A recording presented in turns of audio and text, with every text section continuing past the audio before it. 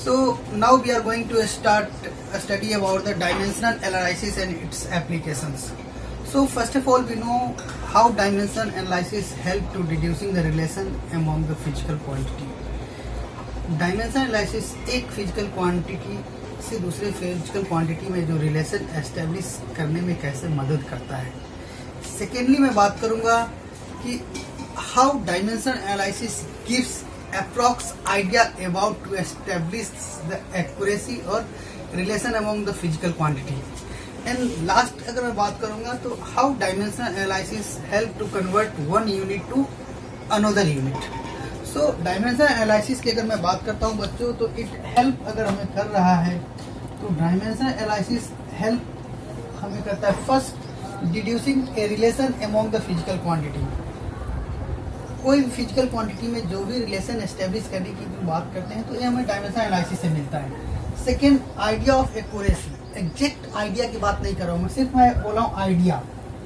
It is not the 100% accuracy. तो some idea हमें देता है डायमेंशन एनालिसिस की. कोई भी एक एक्सप्रेशन लिख रहे हो या कोई भी इक्वेशन लिख रहे हो तो उसमें आप अप्रॉक्स आइडिया लगा सकते हो कि आइदर इक्वेशन सही में भी सही हो है या नहीं. कुछ टिप्स है उसका अभी आप देखोगे. एंड लास्ट में बात करूंगा the dimension analysis gives the idea of conversion of one unit to another unit. The conversion of one unit to another unit. तो बच्चों मैं बात करने जा रहा हूँ जब डायमेंशन एनालिसिस की, तो कुछ दो इम्पोर्टेंट पॉइंट्स आपको लिखने हैं. वो फटाफट लिखो.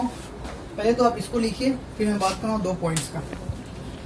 ओके, तो नाउ मैं बात कर रहा हूँ कि टू इम्पोर्टेंट पॉइंट्स जो आपका है वो देखना है.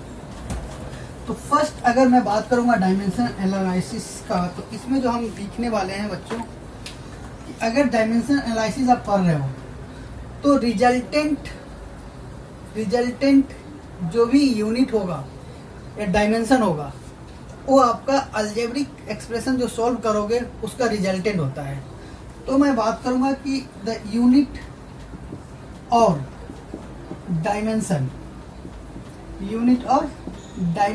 Of any physical quantity are the resultant of is the resultant of the individual physical quantity. The resultant of individual physical quantity first.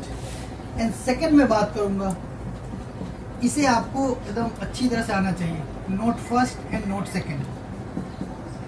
Note second में बात कर रहा हूँ तो कोई भी डायमेंशनल इक्वेशन है, अगर एक या दो या तीन टर्म जो भी लिखे हैं तो सारे टर्म अगर प्लस या माइनस से सेपरेटेड है तो every term having the same dimension. तो अगर मैं बात करूंगा कि a dimensional equation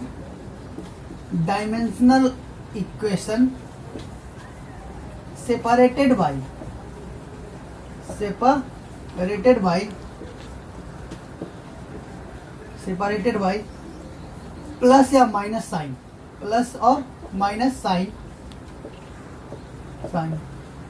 then every term having the same dimension, every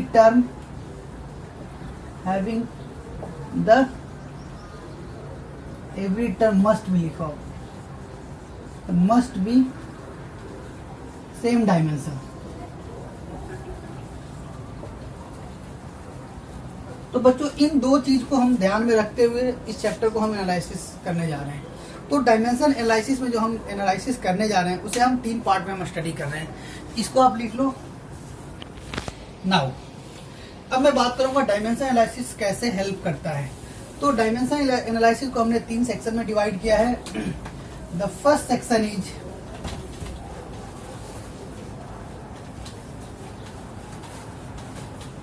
okay. तो बच्चों जो डायमेंशन एनालिसिस हम स्टार्ट करने जा रहे हैं तो फर्स्ट मैं बात करूंगा इसमें होमोजेनिटी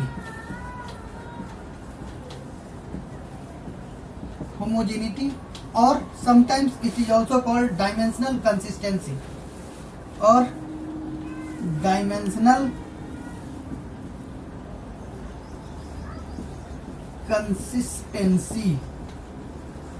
सेकेंड मैं बात करूंगा deducing the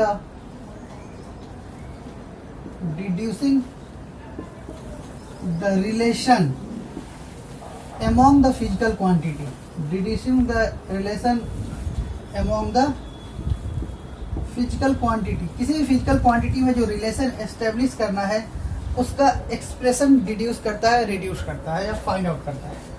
end last is the conversion of one unit to conversion of one set of unit to another set of unit। तो इस तरह से बच्चों ये 3 सेक्शन में हम डायमेंशन एनालिसिस पढ़ेंगे। तीनों पार्ट कंप्लीट हो जाता है, समझ लीजिए कि आपका डायमेंशन एनालिसिस कंप्लीट हो गया।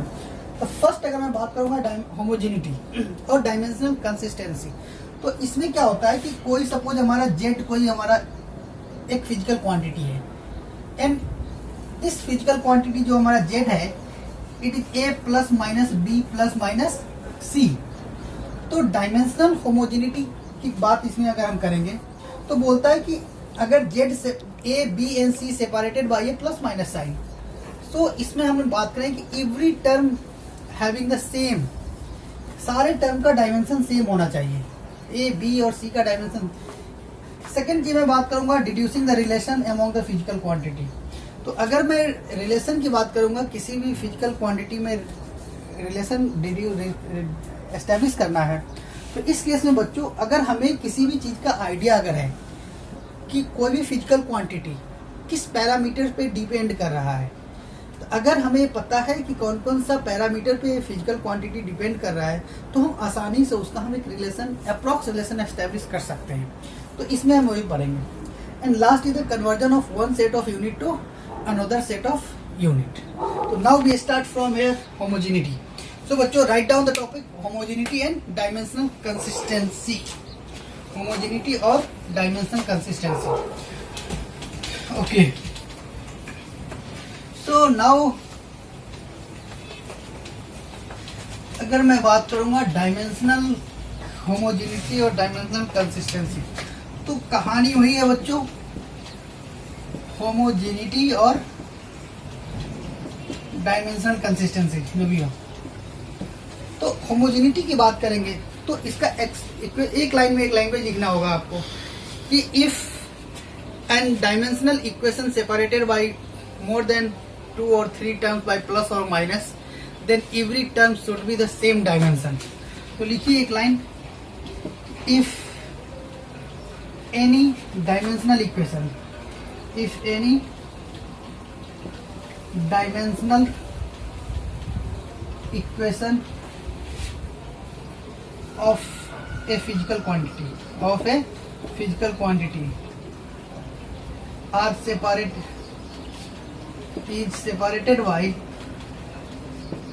separated by plus or minus sign, then dimension of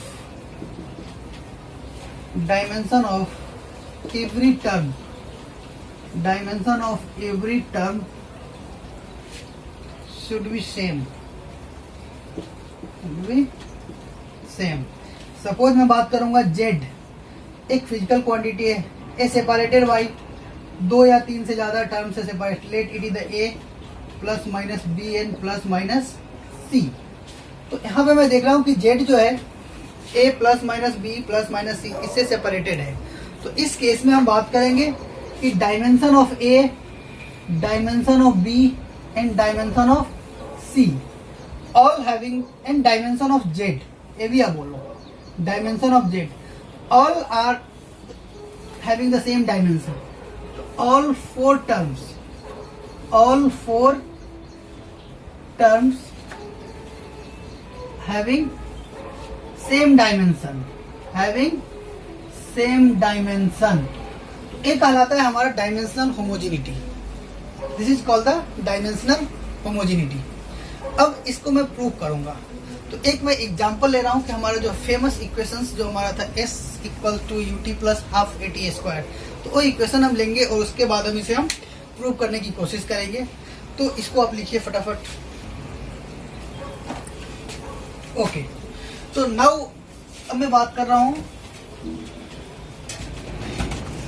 right down the famous equations s equals to ut plus half at square. तो बच्चों जो हमारा जो फॉर्मूला था s equals to s not plus ut plus half at square, ये जो हमारा famous equations था आपने पढ़ा होगा 9th में। s equals to s not plus ut plus half at square, u is the initial velocity, t is the time, half a is the acceleration and t is the time. तो अगर मैं बात करूंगा कि इस equations का, तो यहाँ पे अगर हम देख रहे हैं कि there are 4 terms, first term, second term, third term and fourth term. तो as per dimensional homogeneity every term having the same dimension, सारे के सारे टर्म का डायमेंशन क्या होना चाहिए बच्चों? सेम होना चाहिए। सो फर्स्ट टर्म हम देख रहे हैं तो क्या है, बेसिकली क्या है, डिस्प्लेसमेंट है। तो डिस्प्लेसमेंट है तो s का डायमेंशन क्या होगा? तो फर्स्ट टर्म की अगर मैं डायमेंशन की बात करूंगा तो s, तो क्या है, s is the displacement, that is the length, तो इसकी डायमेंशन आपका क्या हो गया? l। अब मैं बात करूंगा सेकेंड टर्म। सेकेंड टर्म अगर मैं बात करूंगा तो s नॉट हमारा क्या है? इनिशियल पोजीशन जहां से वो स्टार्ट हो रहा है। तो इनिशियल पोजीशन स्टार्ट होता है s not, it is also length. तो s नॉट की अगर मैं बात करूंगा तो this is also distance, length, इसका भी डायमेंशन क्या होगा? l ही होगा। And last third one is the ut। तो अगर मैं बात करूंगा ut का डायमेंशन, तो ut का डायमेंशन तो u is the what? Velocity, initial velocity था। तो वेलोसिटी की अगर मैं बात करूंगा तो ये आपका वेलोसिटी था एंड टाइम है, वेलोसिटी एंड टाइम। तो वेलोसिटी क्या होता है? Length by time. तो वेलोसिटी की अगर मैं बात करूंगा तो this is length upon time multiply by time, multiply by time. तो टाइम टाइम कैंसिल हुआ, तो this is equals to what? Length. तो यहाँ पे मैं देख रहा हूँ लेंथ, इसकी डायमेंशन इसका भी क्या हो गया? l हो गया। And last is the fourth term, fourth term is the half at square, half at square. तो when we writing the dimensional equations और dimensional expression, constant always be remove. तो कांस्टेंट को हम कंसीडर नहीं करते हैं। तो ए हाफ को तो हम कंसीडर करेंगे नहीं डायमेंशन में, ऑलरेडी मैं बोल चुका हूं। तो इसका मतलब कि डायमेंशन हम a इंटू टी स्क्वायर करेंगे। तो a is the what? a is acceleration into time. Acceleration क्या है? Rate of change of velocity, मतलब velocity by time. This is velocity upon what? Time, velocity by time into time. बच्चों अगर velocity by time है, velocity क्या होता है? Length by time. तो अगर मैं इसकी बात कर रहा हूं तो this is the length by time, एक टाइम पहले से है और यहाँ पे टाइम स्क्वायर, यहाँ पे टाइम स्क्वायर है, हाफ at स्क्वायर है ना, दिस इज टाइम स्क्वायर। तो यहाँ पे देख रहे हैं कि टाइम स्क्वायर से टाइम स्क्वायर कैंसिल हो गया। यहाँ पे मैं देख रहा हूं कि length upon time square into time square. तो टाइम स्क्वायर कैंसिल, क्या बच गया आपका? सिर्फ लेंथ, और लेंथ का डायमेंशन क्या होगा? l। तो यहाँ पे देखो फोर्थ टर्म का भी डायमेंशन, इसका भी डायमेंशन क्या है आपका? लेंथ आया। तो हियर वी सी कि every term s equals to s not plus ut plus half at square. तो इस टर्म में 4 टर्म से है और एवरी टर्म का जो डायमेंशन है क्या है? l है। Every term having the dimension l। तो इस तरह से डायमेंशन कंसिस्टेंसी बोलता है, होमोजेनिटी बोलता है कि अगर कोई भी डायमेंशनल इक्वेशंस मोर देन 2 और 3 टर्म से सेपरेटेड है तो every term having the same dimension. तो इस तरह से डायमेंशन कंसिस्टेंसी से आप चेक कर सकते हो कोई भी फॉर्मूला गलत है या नहीं है, पहली चीज। दूसरी चीज कि देखिए अब मैं बात करूं कि डायमेंशन, इससे अगर आप कोई भी फॉर्मूला अब आप चेक कर रहे हो तो इट मे बी एक्यूरेट हो सकता है, अगर आप चेक कर रहे हो तो मे बी वो सही हो सकता है, बट कोई गारंटी नहीं को सही हो। लेकिन अगर गलत है तब तो 100% गलत होगा। अगर डायमेंशन है तो एक क्वेश्चन मैं दे रहा हूँ आपको, इसको करो आप फटाफट, इसको राइट डाउन करिए। ओके, तो अब मैं आपको क्वेश्चन दे रहा हूँ बच्चों। एक क्वेश्चन है कि t इक्वल्स टू, आपको डायमेंशन होमोजेनिटी टेस्ट करना है। t equals to 2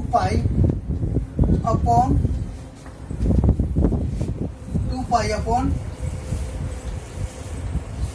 length by, या लिखिए इसको आप, t equals to this equals to m upon f by x. इसे आप टेस्ट कीजिए, डायमेंशन होमोजेनिटी टेस्ट करिए। इस क्वेश्चन को आपको करना है, वीडियो पॉज करो और 10 सेकेंड में इसको आप बताइए क्या है। पॉज करके ट्राई करो आराम से।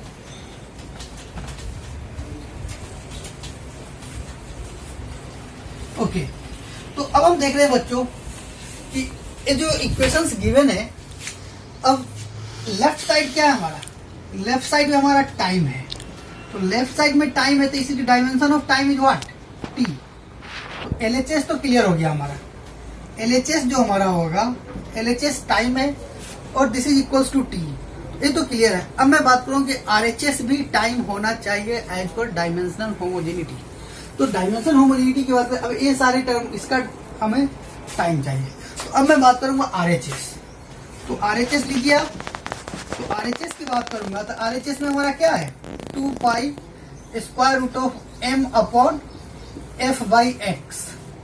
यहाँ पे क्लियर मैं कर दूं कि m is the mass, f is a force and x is the displacement, जो कि लेंथ है हमारा फिजिकल। तो और दिस इज द कांस्टेंट, तो इसे तो हम कंसीडर करेंगे नहीं डायमेंशन में, ऑलरेडी मैं बता चुका हूँ। तो यहाँ पे मैं बात कर रहा हूँ तो मास का तो m ही रहेगा, इट्स ओके, ये तो मास हमारा है। फोर्स क्या होता है, मास टाइम ऑफ एक्सलेशन। फोर्स की डिफिनेशन हमने क्या पढ़ा था, मास इनटू एक्सलेशन। और ये क्या है, this is the length, this is the length. ये मास मास कट गया, अब बचा एक्सलेशन। अब मैं देख रहा हूं बच्चों, एक्सलेशन जो हमारा है, एक्सलेशन लेंथ ऊपर गया, तो this is the length, it's okay. अब मैं बात करूंगा एक्सलेशन क्या होता है, length upon time square, length by time square. तो लेंथ लेंथ कैंसिल, तो अब आपका हो गया square root of time square, square root of time square से रूट कैंसिल हुआ, इट बिकम्स ओनली टाइम। तो टाइम बच गया इसमें, dimension of time is what, T. तो RHS क्या आपका आया, RHS is also T and LHS क्या लिया था आपने, टी। Hence LHS equals to, hence LHS का जो डायमेंशन है that is same as RHS, that is same as RHS। Hence according to dimension consistency formula आपका मे बी सही हो सकता है, but I am not sure, ये सही हो सकता है, ये आप गेस कर सकते हो। चलिए, तो इस तरह से हमारा जो फर्स्ट जो था हमारा डायमेंशनल और जो होमोजेनिटी का था, ये खत्म हो गया। सेकंड में बात करूंगा डायमेंशन एनालिसिस का second topic, deducing the relation among the physical quantity. तो इसको आप लिखिए एंड सेकंड टॉपिक लिखिए। So now we come to the second topic of the dimension analysis, deducing the relation among the physical quantity. So how can it help to deduce the relation among the physical quantity? First point. Second point की बात करता हूँ तो if anyone having the idea about the physical quantity which depends on other parameter, कोई भी physical parameter दूसरे पे जो किस पैरामीटर पे डिपेंड कर रहा है, then we can easily deduce a relation or establish the relation in that physical quantity. तो बच्चों ये हम 2 पॉइंट्स लिखेंगे सेकंड टॉपिक में, deducing the relation among the physical quantity. First one is the it help to deduce relation among the physical quantity and second, if anyone having idea about, ठीक है, if anyone know the physical quantity depends on which parameter, किसी को भी पता है कि dimension quantity किस parameter पे डिपेंड कर रहा है, देन आप गेस कर सकते हो रिलेशन एग्जैक्टली कौन कौन सा पैरामीटर पे डिपेंड कर सकता है। Just guess, not 100% idea. तो यहाँ पे मैं एक एग्जांपल यहाँ पे लेना चाहूंगा बच्चों कि इस केस में सपोज हमारा, इसको आप लिख लो। अब मैं बात करूंगा कि सपोज जो सिंपल पेंडुलम है, तो सिंपल पेंडुलम का जो बॉब्स होता है, जो बॉल जो है, ठीक है, तो बॉब्स जिसको बोलते हैं, तो वो आपका एक टू एंड फ्रो मोशन करता है। तो टू एंड फ्रो मोशन कर रहा है, तो वो सबसे पहले मैं बात करूं तो वो लेंथ पे डिपेंड करता है, जिस स्ट्रिंग से कनेक्टेड है। Second, mass of the bob क्या है, and third is the acceleration due to gravity, जिसके कंट्रोल में वो एक्सेलेरेशन करता है। तो इसमें हम गेस करेंगे कि जो टाइम पीरियड है, इसका टाइम पीरियड है, उसका एक रिलेशन आपको एस्टेब्लिश करना है। तो इसे देखिए कैसे होता है। ये एनसीईआरटी का ही क्वेश्चन है बच्चों। तो इसमें मैं बात कर रहा हूं, देखिए आपको एस्टेब्लिश करना है ए रिलेशन, टाइम पीरियड के लिए रिलेशन एस्टेब्लिश करना है।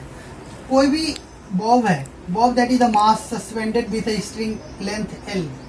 कोई स्ट्रिंग है जिसका लेंथ एल है and it is the Bob, ठीक है। अब ए क्या है, ए टू एंड फ्रो मोशन कर रहा है, टू एंड फ्रो मोशन कर रहा है, ओके। इसमें जो हमारा length of the string, second में बात कर रहा हूं इसकी मास क्या है, तो mass of the string and second acceleration due to gravity. तो जो time period of the string की बात कर रहा हूं, जो एसएचएम, जो बॉब जो एसएचएम कर रहा है, पेंडुलम जो एसएचएम कर रहा है, इस पेंडुलम की टाइम पीरियड की अगर मैं बात करता हूं, तो टाइम पीरियड जो हमारा होता है, टाइम पीरियड जो हमारा है, टाइम पीरियड डिपेंड्स ऑन, ये किस पे डिपेंड्स कर रहा है, depends on first is the mass of the bob, mass of bob, bob मतलब जो बॉल जो सस्पेंडेड है। Second, length of the string, length of string, and third is the acceleration due to gravity, acceleration due to gravity. इन तीन चीजों पे time period depend कर रहा है। तो इसको अगर मैं मैथमेटिकल फॉर्म में अगर दूं, तो मैथमेटिकल फॉर्म में मैं क्या दूंगा, T directly proportional to, T directly proportional to L की power X length of the string, M की पावर Y, मास का एक्सपोनेंट हमने Y कर दिया, and last acceleration due to gravity, G का पावर Z। यहाँ पे हमने XYZ जो एक्सपोनेंट लिया है डायमेंशनल एनालिसिस के लिए, अपने सुविधा के हिसाब से लिया है, आप कुछ भी ले लो। तो यहाँ हमने XYZ लिया है। तो time period depends on L, M, N, G पे डिपेंड कर रहा है। अब इसका एक्सपोनेंट क्या होगा, वी डोंट हैव आइडिया, हमें कुछ भी पता नहीं है एक्सपोनेंट के बारे में। तो अगर कोई भी प्रोपोर्शनलिटी हम हटाते हैं, तो it is written like K L to the power X, M to the power Y and G to the power Z। तो बच्चों ये तो हमारा एक रफली हमने एक रिलेशन एस्टेब्लिश किया है। लेकिन अगर आप एक्सपोनेंट यूज कर रहे हो XYZ, तो इस एक्सपोनेंट का आपको क्लैरिफाई करना होगा। कांस्टेंट भले ही आप मत क्लैरिफाई करो, इससे हमें कोई मतलब नहीं है, लेकिन XYZ आपको पता होना चाहिए। तो XYZ की रिलेशन की अगर मैं बात करूंगा, तो हम देख रहे हैं कि डायमेंशनल एनालिसिस का हेल्प लेंगे यहाँ पे। अब डायमेंशनल एनालिसिस का हेल्प लोगे तो एक टाइम है, तो टाइम का डायमेंशन क्या होगा, T होगा। लेंथ है, लेंथ का डायमेंशन L, M का dimension what, M, and G is the what, acceleration due to gravity और एक्सेलेरेशन LT-2। तो इस तरह से हम सभी का डायमेंशन लिखोगे, इसका डायमेंशन नहीं लिखना है। तो अब मैं हेल्प लूंगा डायमेंशन का। तो अगर मैं डायमेंशन का हेल्प ले रहा हूं, तो इसी क्वेश्चन को आप देखिए। अब अगर हम बात करें तो T जो हमारा है, T का डायमेंशन क्या होगा, एक टाइम है, तो इसका तो डायमेंशन T, हमने T सिर्फ ले लिया। साथ में इधर मैं देख रहा हूं L, K का हमें लिखना नहीं, इसका डायमेंशन हमें नहीं लिखना है, बिल्कुल नहीं लिखना है। लेंथ का तो L to the power X, ए क्या है, मास, तो M to the power Y, and G क्या है, G की बात करेंगे तो it is the acceleration. Acceleration क्या था, LT-2। तो G के जगह पे हम क्या लिखेंगे, LT-2 का पावर Z, LT-2 का पावर Z। इसको आप सॉल्व करोगे तो क्या आ जाएगा, L यहाँ पे l to the power z और x, तो क्या हो गया x plus Z, m to the power y ही रहेगा, n t के पावर -2z। सिंपली इसको सोल्व किया हमने। ओके, तो अब मैं बात करूंगा t इधर है, तो t का पावर 1, लेकिन सेम टाइम में l and m and t इसमें है क्या, है l और m भी है, लेकिन l का पावर यहाँ पे मैं क्या लिखूंगा 0, और m का पावर भी मैं यहाँ पे 0 लिखूंगा। तो अगर वाकई में इस सिंपल पेंडुलम का टाइम डिपेंड कर रहा है इस पे, तो ये दोनों का डायमेंशनल कंसिस्टेंसी सेम होगा। डायमेंशनल जो अगर हम इक्वेट करेंगे तो एक्सपोनेंट सेम होना चाहिए, डायमेंशन सेम होना चाहिए। तो डायमेंशन सेम होना चाहिए, तो इसका मतलब है कि हम इक्वेट करेंगे। इसको लिख लीजिए आप।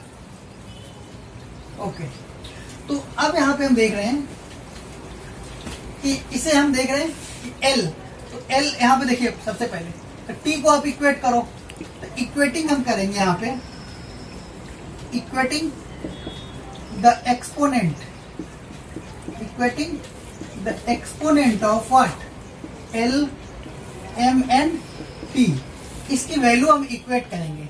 और वैल्यू जैसे इक्वेट करेंगे हम, तो इससे आपको फर्स्ट अगर हम बात करते हैं T का, तो T का अगर हम इक्वेट करेंगे, इसमें क्या आ गया 1 इधर है और दूसरे साइड क्या है -2z, तो it gives z equals to -1/2, z equals to -1/2।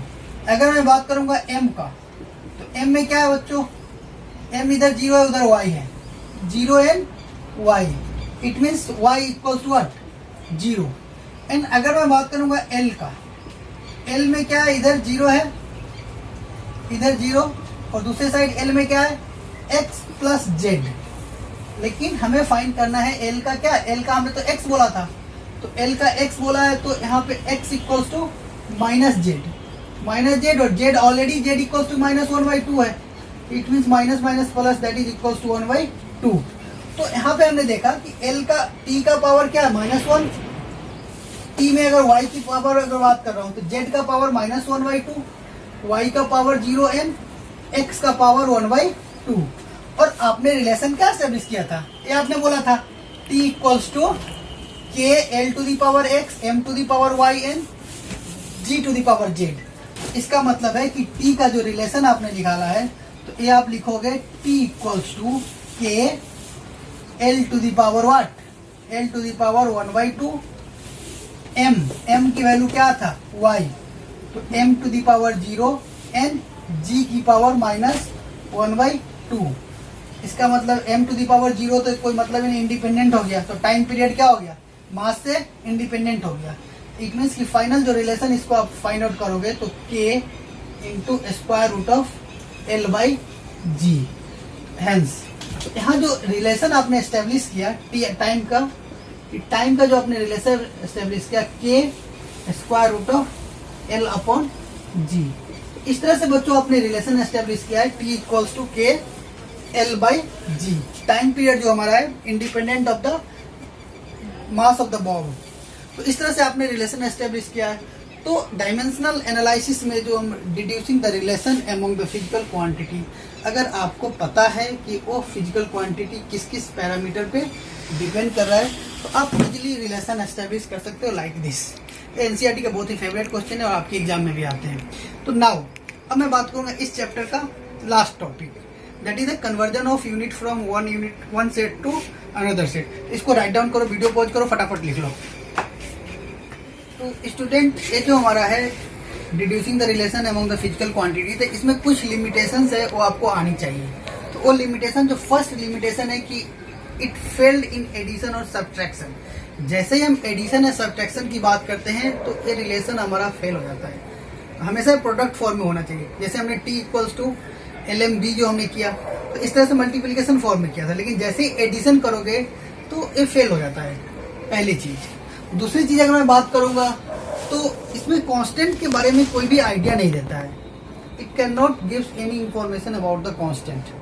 तो ये भी एक प्रॉब्लम है इसमें, reducing the relation among the physical quantity में। एंड लास्ट अगर मैं बात करता हूँ, तो अगर मोर देन 3 पैरामीटर्स है, इस पर ज़्यादा डिपेंड कर रहा है, 3 तक तो ये रिलेशन एस्टेब्लिश कर लेता है, लेकिन जैसे ही 3 से ज़्यादा पैरामीटर पे डिपेंड करेगा कोई भी फिजिकल, अगर क्वांटिटी की बात करूँगा, तो उस केस में भी ये फेल हो जाता है। तो इसीलिए अगर लिमिटेशन ऑफ अगर पूछा जाता है कि डायमेंशन एनालिसिस का डिड्यूसिंग द रिलेशन वाला, तो उसमें आपको ये लिमिटेशन आपको आनी चाहिए। तो ये लिमिटेशन आपको, इसको लिख लीजिए आप, ओके, इसे लिख लो, ओके। नाउ अब हमारा इस वीडियो का जो लास्ट टॉपिक है, conversion of one unit to another unit. तो conversion of one unit to another unit की बात करेंगे तो डायमेंशनल एनालिसिस जो होता है, it convert one set of unit to another set of unit with same base quantity, same base quantity अगर है तो वन सेट ऑफ यूनिट से दूसरे सेट ऑफ यूनिट में आसानी से कन्वर्जन हो जाता है। एक एग्जांपल लूंगा कि सपोज हमारा ऐसा unit of pressure that is pascal, तो एक पास्कल को हम सीजीएस में हम कन्वर्ट करेंगे। तो इस तरह से अगर हम पास्कल और सीजीएस में अगर रिलेशन की बात करेंगे तो आसानी से इसको हम एस्टेब्लिश कर सकते हैं। तो यही one of the most famous example हमारा है, वो भी एनसीईआरटी में ही आपका है। तो अब मैं बात कर रहा हूँ कि conversion of one unit from the another. तो अब बताइए कि जो पास्कल जो हमारा है, सीजीएस और पास्कल में क्या रिलेशन है। तो convert one pascal unit into the CGS. तो एग्जांपल ले रहा हूं मैं यहाँ पे, कन्वर्ट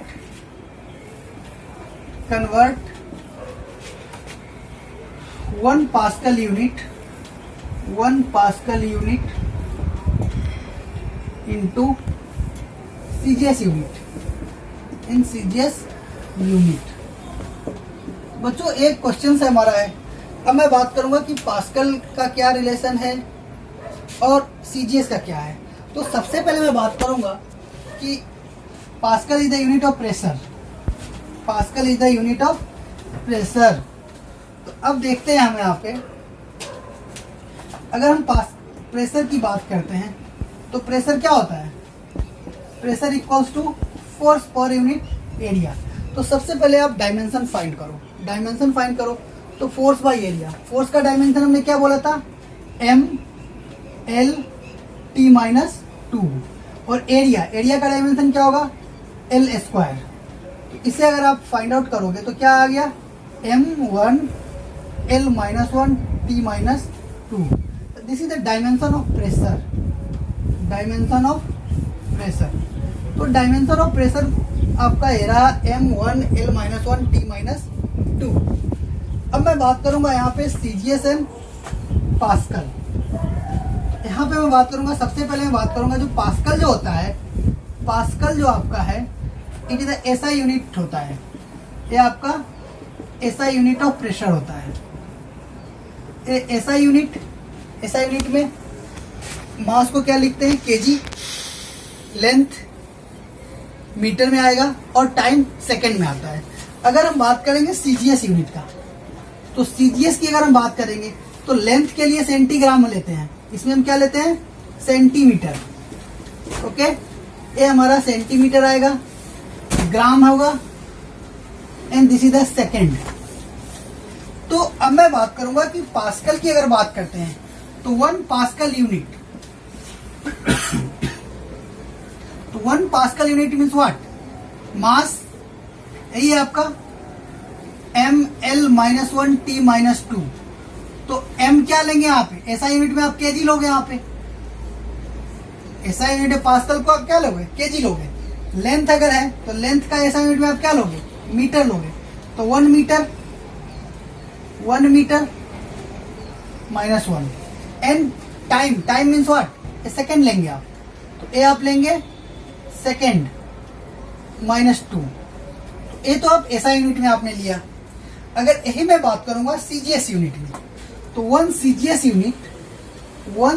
यूनिट की मैं बात करूंगा, वन से डायमेंशन तो सेम रहेगा, आइदर सीजीएस में लीजिए या पास्कल में लीजिए, dimension can not be change.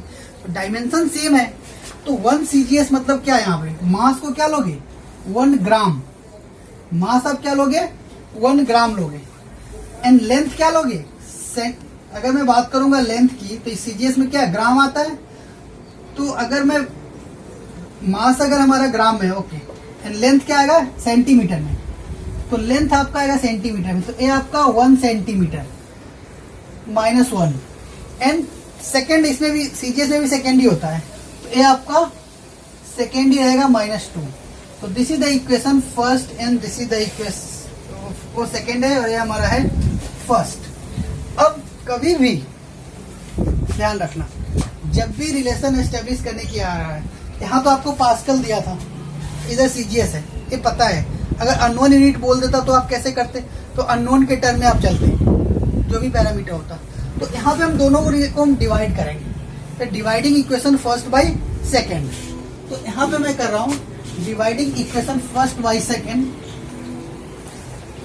अगर फर्स्ट बाई सेकेंड डिवाइड करोगे तो क्या आएगा 1 pascal upon 1 CGS, 1 pascal upon 1 CGS, तो इधर क्या आ गया 1 kg 1 मीटर का इनवर्स एंड व्हाट सेकेंड का -2। इसमें क्या होगा बच्चों, इसमें मैं बात करूंगा तो 1 ग्राम 1 सेंटीमीटर का -1 एंड 1 सेकेंड का -2। तो अब यहाँ पे हम देख रहे हैं ग्राम और सेकेंड, तो ये क्या है, इसको भी ग्राम में कन्वर्ट कर लो, this is 1000 gram, 1 kg equal to 1000 gram and 1 gram.